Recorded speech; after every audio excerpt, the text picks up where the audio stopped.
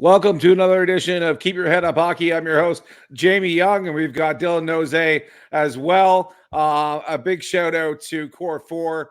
You guys are the best. Thanks so much for tuning in every Saturday for your pregame hockey show. And of course, a big one tonight. We are in Montreal, Leafs versus Habs, April 6th, and we've only got a few more games for the playoffs, Dylan, and getting excited there. But exciting news for Leaf fans.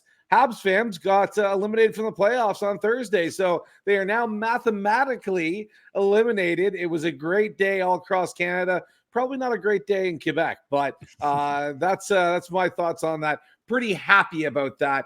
They always like to rub it in our face when we get eliminated from the playoffs or don't even make it. They love to rub it in. So the joke's on you, Habs. Enjoy your rebuild. It's going to be a few more years, I think, before you're back in the playoffs. So loving every minute of that. Dylan, how you doing, buddy? Good, man. I'm excited the Leafs clinched the playoff spot. So that's what I care about more than how much I hate the fact or love the fact that the Montreal Canadiens are no longer playoff contenders this year, which we all knew that was going to happen the way they were playing. And even if they made the playoffs, they certainly wouldn't do what they did a couple of years ago in that miracle run. Gosh. Anyways, I think they made the playoffs that year too with like someone lost and they tied or some ridiculous thing where they just happened to, the Islanders got booted out by them at the or they got put in because the Islanders lost or something. And then, then they went on that run. So no, we don't want that anymore. Not happening.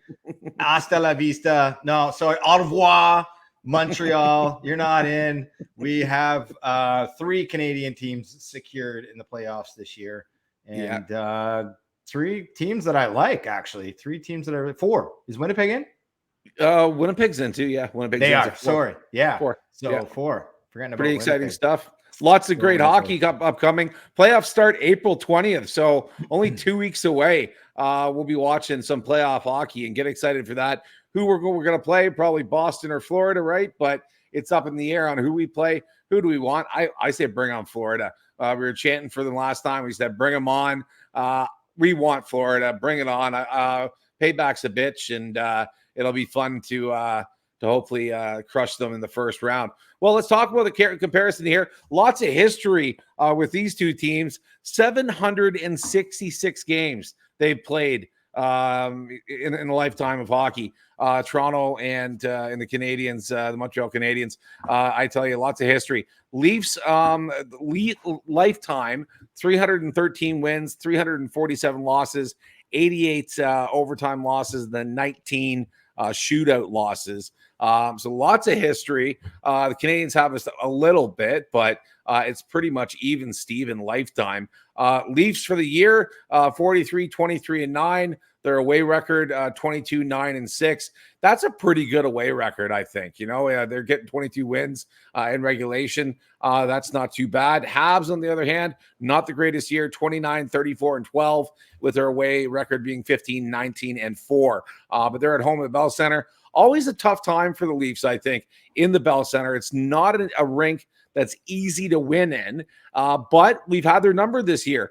First game of the year, Maple Leafs won 6-5 over the Canadiens in a shootout.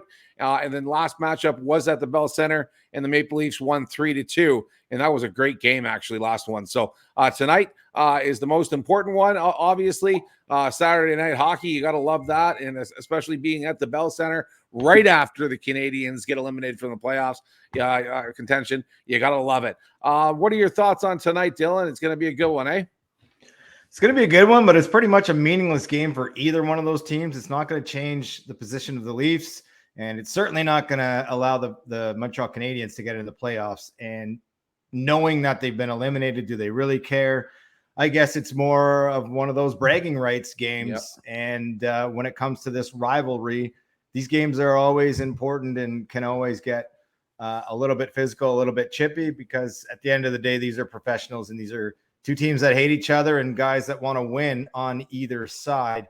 So we aren't going to really care about the outcome of this game per se as Leaf fans, win or lose. Obviously, we'd love to beat Montreal. I think what we're looking for tonight is a tune-up game for the boys, making sure that they are They are ready for the playoffs. They're snapping the puck around, a confidence game, if you want to call it that. Mitch Marner potentially in the lineup tonight. Although if he's day-to-day, if he's a game-time decision, I just don't think he should get the call. Give it to Nick Robertson. Get him some minutes and give him the opportunity to showcase what he can do, because I think he's not getting the ice time that he probably deserves, which is kind of expected on a team like this. Now, one of the biggest stories is going to be Austin Matthews tonight. He's got 8 games. What do we got? 6 games left to hit 70. So 7 goals in the next 6 games, doable. Certainly with the opponents that we're up against, a couple of games coming up against New Jersey, and obviously this one against the lowly Montreal Canadiens. So that's the storyline for me tonight, watching Matthews try to hit 70, and obviously to watch our goaltending Samsonov keep his torrent pace up as well. Love it. Love it. Yeah, the Leafs came off a loss against Tampa Bay 4-1. Didn't play very well. Didn't like the pace of that game. They looked sloppy. They looked slow. They really didn't look really involved. But on the other side of things, when they played against Florida and won 6-4, I thought that was one of the most complete games of the year. So, they're playing well. Like, it came off before that, a Buffalo 3-0 win, and Washington 5-1, and then that loss to New Jersey 6-3. But the Canadians, too, on the other hand, they just got smoked by Tampa 7-4. But then they beat Florida as well 5-3. Carolina lost to them 3-0, beat Philadelphia 4-1, and then beat Colorado 2-1. So both teams are playing all right. So I think it will be a good game. And with the goalie matchup, coming up, I think that both goalies definitely are. It's going to be a goalie matchup tonight. I think it's going to be a low scoring game. But we'll see what happens. I hope it's not, because I hope Matthews gets another hat trick, get him closer to 70 goals, of course. Love to see him do that. But Montreal's 8th in the Atlantic Division. We're 3rd currently in the division, with only a couple points ahead of Tampa Bay. But looking at the top scorers, of course, Austin Matthews, he's got 99 points, so he can go over 100 in this game. 63 goals, 36 assists. Then Nylander, he's got 55 assists with 23 power play assists, which is pretty good. And Nick Suzuki's kind of like the guy for the Habs this year, and he has been for the last couple of years. 72 points, 32 goals, 40 assists. So got some great players on both sides. But I think the story is going to be off to Austin Matthews and what he can do tonight with Max Domi and Bertuzzi still.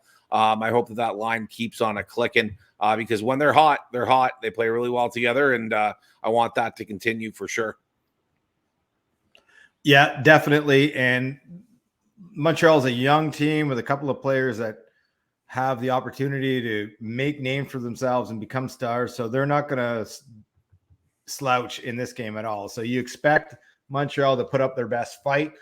However, Toronto is one of those teams that could easily put it out of reach. But at the end of the day, if that does happen, when it happens, Toronto's got to stay out of the nonsense. They can't afford any injuries. They got to play a clean game, a simple game. I don't see this as getting too crazy. And I don't even know if Reeves is playing tonight. Yeah. And there's I really like the way that fourth line is developing. So hopefully they'll get a little more ice time tonight, since it really is a meaningless game. Well, I'm talking again about that fourth line. Connor Dewar has made headlines with his power play work and his efforts out there. And it's quite impressive what he's done and how he's improved the team's overall power play. So what a good pickup that's been. This is where we determine if the trade deadline moves were worthy or not. And I think A+ to Trevling for what he's done and the moves he's made with the defense and the I guess you would call it the depth guys that he's put on this team. Yeah, so sure. Really impressed with Dewar. Huge difference maker. Obviously, Bobby McMahon stepping up, and hopefully Nyes can do the same thing and get his confidence back. Maybe it's against a game like Montreal tonight where he gets a few. Yeah, we'll see. I Talking called about it the last week, so I'm calling my Whoa. Knives to get at least one tonight. Boy, oh boy, did you ever! You called numerous things. It was pretty impressive against the game in Buffalo. That was pretty awesome. 24.4% on Buffalo, the by the power way, play. who's winning today, Yes, hanging on to their chances against Philly of all teams. So maybe we'll have a brief chat about the Eastern Conference it's pretty showdown. tight. It's pretty tight, and anything can happen in the last 6-7 games, right? So it'll be pretty interesting. But you just talk about power play numbers: 24.4% for Toronto. That's 7th overall in the league. Pretty good. Running into the playoffs, let's definitely work on our power play tonight. When we get on the power play, try some different things. Again, meaningless game, but it's really just practice for the playoffs and to see what works well. Love when they throw Matthews on the point for the offensive faceoffs on the power play. I love that move, and I hope they continue to do that. He's got a great shot, and if you can win the faceoff, go right back to him. I get a shot on net. A lot of the times it's going to go in, right? He's got a heck of a shot. Montreal, on the other hand, 17.2% on the power play, 26th overall in the league. So their power play has not been very good.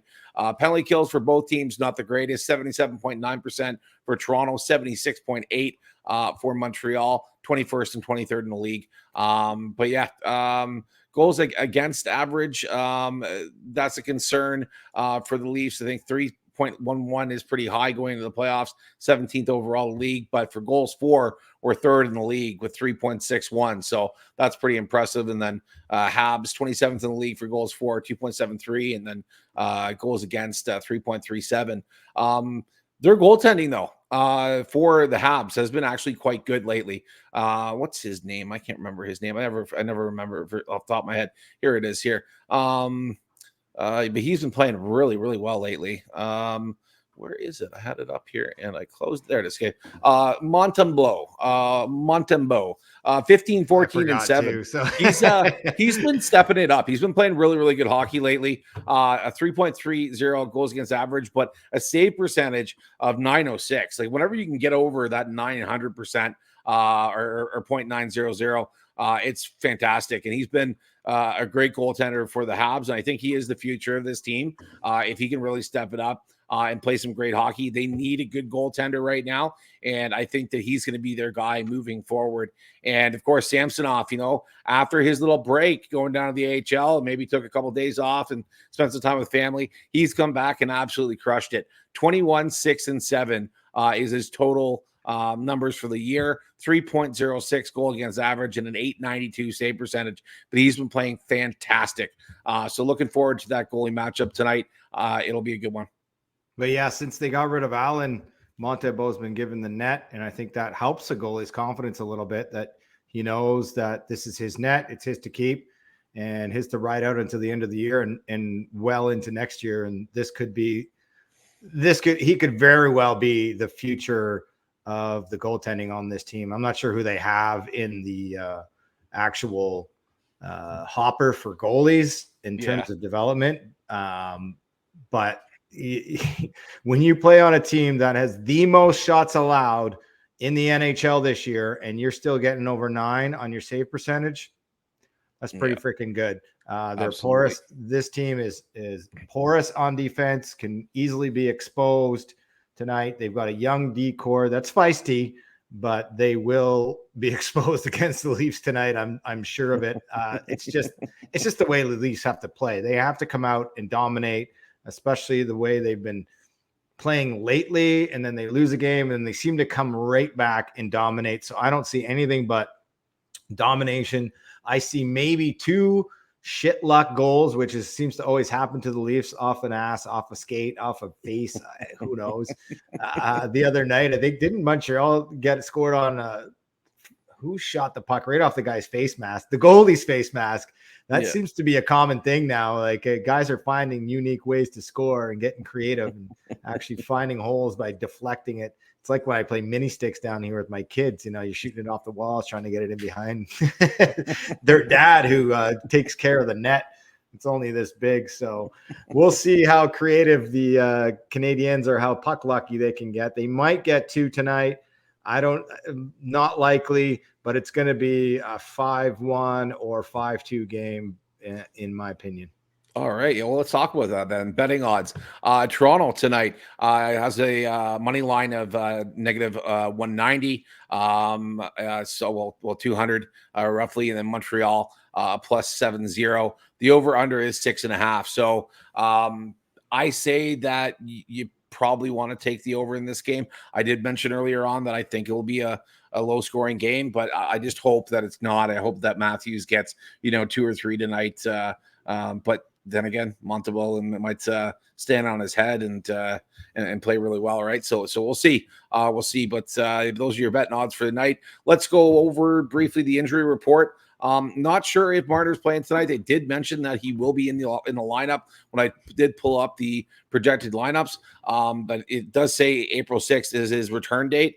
But like Dylan said, I think that we might want to play Robertson instead and give him another day's rest. Why play him against Montreal? I just think it's pointless. Edmondson's still out. How terrible would it be that play Marner and he gets hurt again just before the playoffs? Like they got to be real strategic here in these last 6 games. Like maybe they're chasing a few individual milestones at this point, but does that really matter when it comes down to the health of the team and the ability for this team to do some damage in the playoffs? And you talked about Florida earlier, and actually they've in fact been really struggling, so they are on the decline. Yeah. So the Leafs have a real opportunity in this first round to go for the throat on this Florida team that has seemingly lost confidence. We'll see what the playoffs are like. They are a different animal, of course, but the opportunity for the Leafs to jump all over them. Anyway, didn't mean to interrupt your injury report. Yeah, but we got Edmondson still out too. April 8th is his return date. And they're saying Morgan Riley's still out. So day-to-day as well again, April 6th. You were saying that you didn't really like when Riley came back, and that the team looked sluggish. They didn't play very well. And they really didn't against Tampa Bay. And you were saying, don't even play him. Is that your thought, is to sit Riley and just keep him out of the lineup because we play better without him? This is a numbers league now.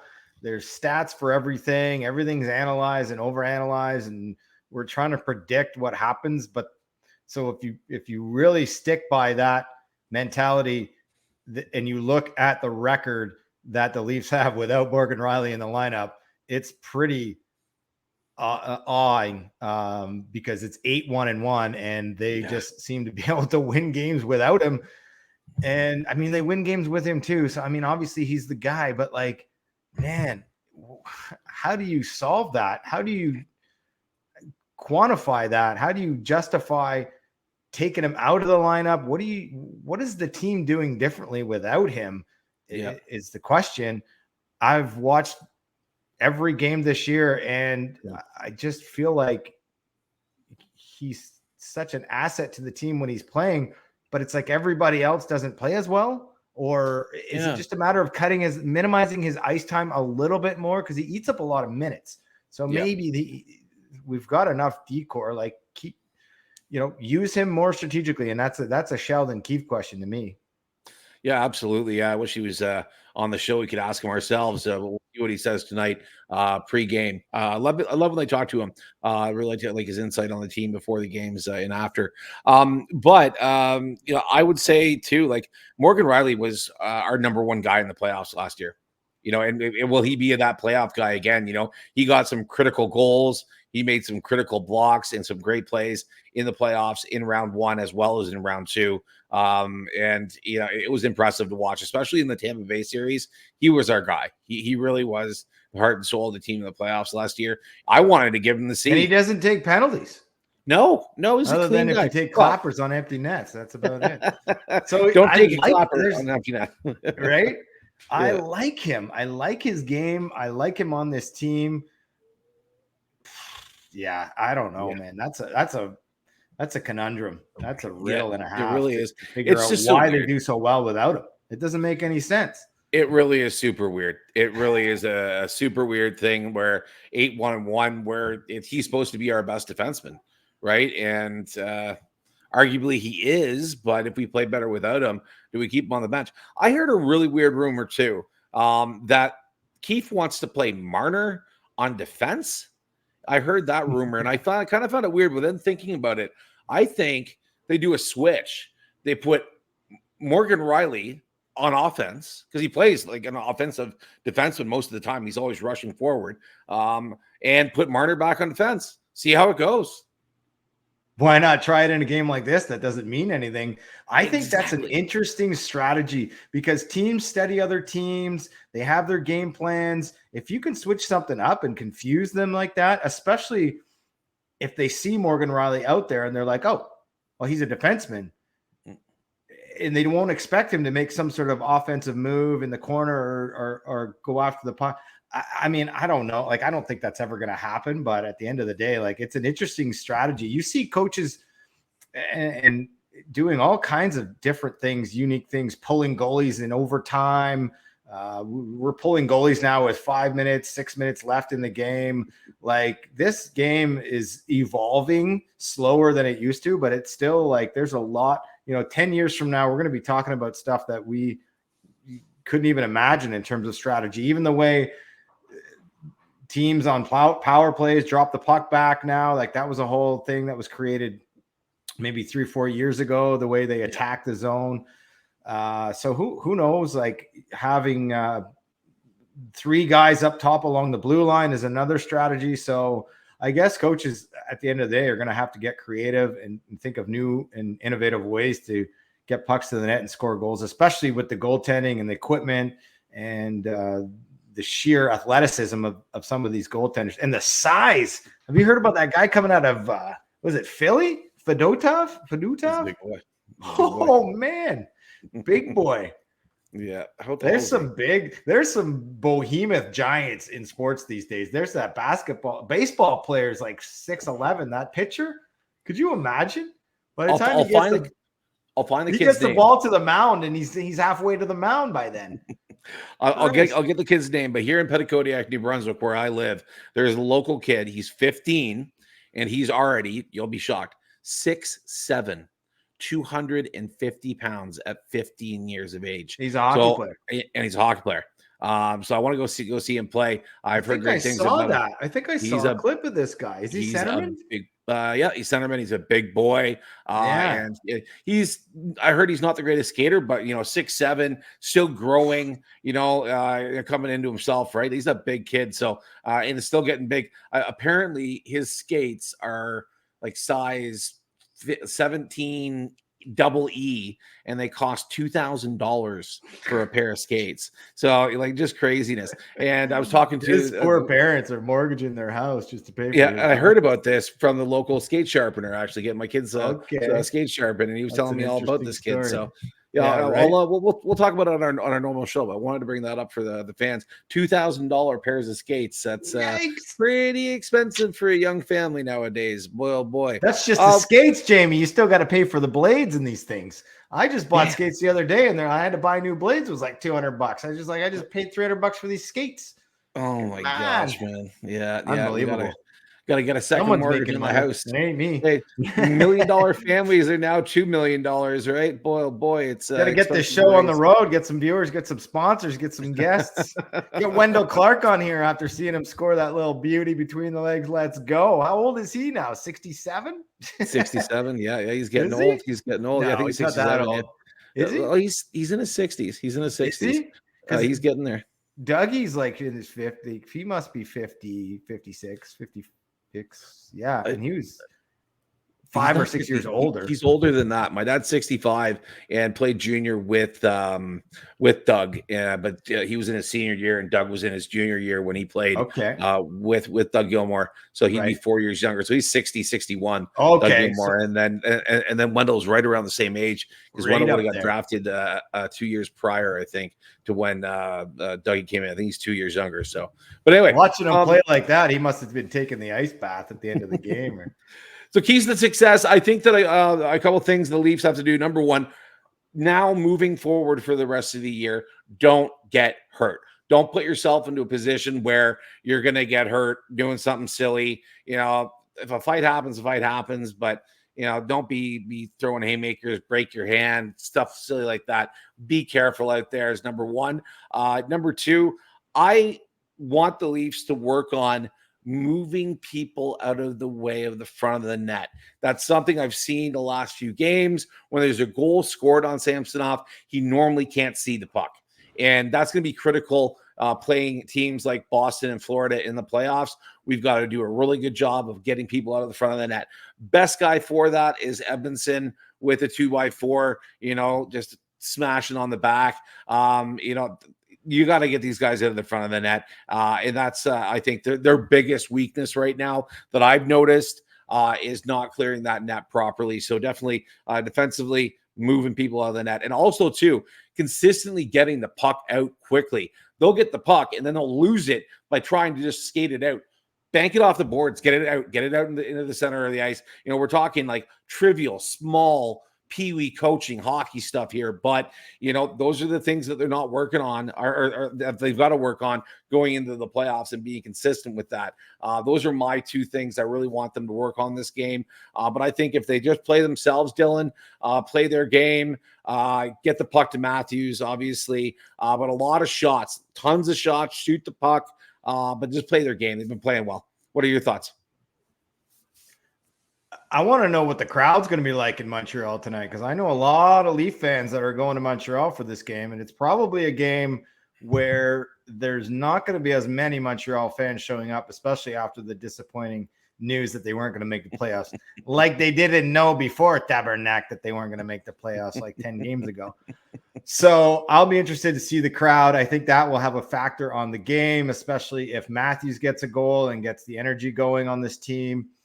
I wouldn't mind seeing a fight or two. Maybe we get Reeves into it, but we obviously don't want to see any injuries. We don't want to see guys getting hurt. Exactly. And that's going to be part of their game plan, is to basically treat it like a tune-up game. Like I said, have the ability to move the puck around, find each other out there, develop that cohesiveness, work hard. And it's a bit of a tryout for some of these peripheral players that will be in the lineup tonight and hope to be able to be the number one call up when it comes to the playoffs. As for Montreal, I mean, what can you say about a team that's had a pretty disappointing season? I guess, again, for them, it's young players playing against the Leafs in the spotlight on Saturday night. This is their opportunity to play against a rival team, one of the most popular teams in the world, and showcase what they can do. And that there are a lot of young, hungry guys on this Montreal team that want to come out, and they have something to prove against the Leafs in a game that means nothing. So it's kind of like a preseason game for both of these teams, with not a lot on the line except for maybe some individual stats or for sure to run it up. stats. I really think that the Leafs will win this one and will sweep them for the year. Give us a little bit of pour some iodine in that wound. Let's make it sting a little bit more. You just missed the playoffs and we swept you this year. So I really hope the Leafs can do it. But then again, the Canadians kind of show up for these games. So we'll see. They just beat Florida, right? And they played really well in that game. So we will see what happens. It's been an absolute pleasure to once again bring you your Saturday night hockey pregame show. If you've got to the end here, smash that like button, subscribe to the show, and also share the show on your social media if you can. Tell a friend you're watching the game with a friend tonight, having a cold one. Tell them about Keep Your Head Up Hockey. We'd love to have you tune into our shows moving forward, especially running into the playoffs. It's going to be a lot of fun, and we're going to get involved and do a lot of pregame shows for the Leafs. So get excited for that. It's been a great first year for the show, and almost wrapping up. We're going into playoffs. It's most wonderful time of the year, and get excited. Habs, you're out, but bring it on tonight. Let's have a great one. But again, smash that like button, share the show, tell a friend. Been a pleasure. I'm Jamie Young. He's Dylan Nose. Thanks for tuning in. And as always, keep your head up out there. You take care. Go Leafs. Go Leafs.